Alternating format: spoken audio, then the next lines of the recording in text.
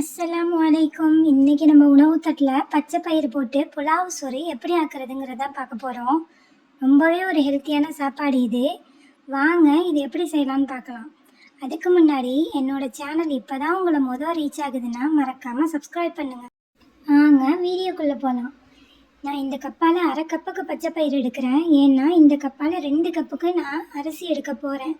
4 மணி நேரம் இது ஊறணும், நல்லா மிருதுவாகவே ஊறணும்.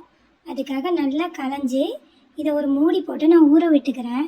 4 மணி நேரம் கழித்து இப்போது நம்ம அரிசி எடுத்துக்கலாம். 2 கப்பு நான் புழுங்கல் அரிசி தான் எடுத்திருக்கேன்.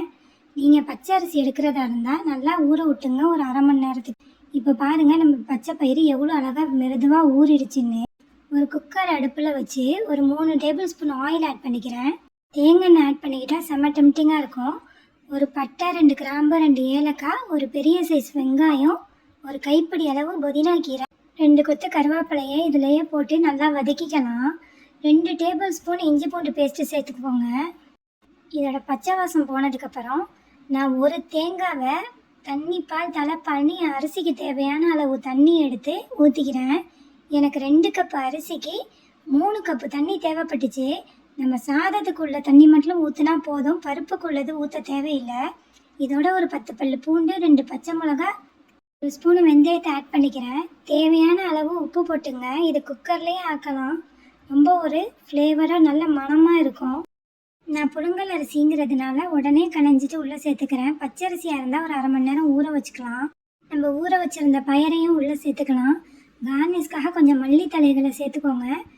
ஹை ஃப்ளேமில் 2 விசில் விட்டு 2 நிமிஷம் சிம்மில் போட்டு எடுத்திங்கன்னா சூப்பராக பொலன்னு நம்மளுக்கு பச்சை பயிறு சாதம் ரெடி ஆகிடும்.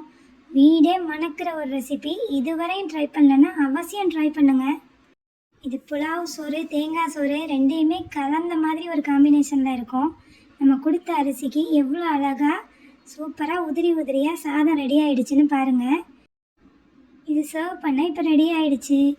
இதுக்கு காம்பினேஷனாக எங்கள் வீட்டில் காய்கறி, இறால் எல்லாமே போட்டு ஒரு விதமான காய்கறி ஆனம் தான் காய்ச்சுவாங்க. இதோட ரெசிபி ஏற்கனவே நான் சேனலில் அப்லோட் பண்ணியிருக்கிறேன்.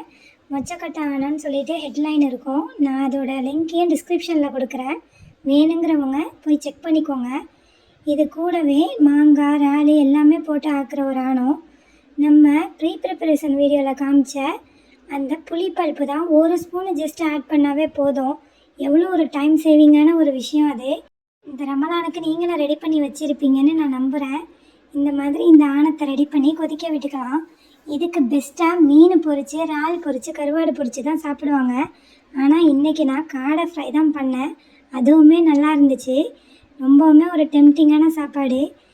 தேங்காய் பாலோட இந்த பச்சை பயிருடைய வாசம் சேர்ந்து அது கூடவே இந்த மாங்காய் போட்ட கருவாட்டானத்தை ஊற்றிக்கிட்டு சாப்பிட்டா யார் தான் வேணான்னு சொல்லுவாங்க. என்னோடய வீடியோ பிடிச்சிருந்தா லைக் பண்ணுங்கள். அடுத்த வீடியோவில் சந்திக்கலாம்.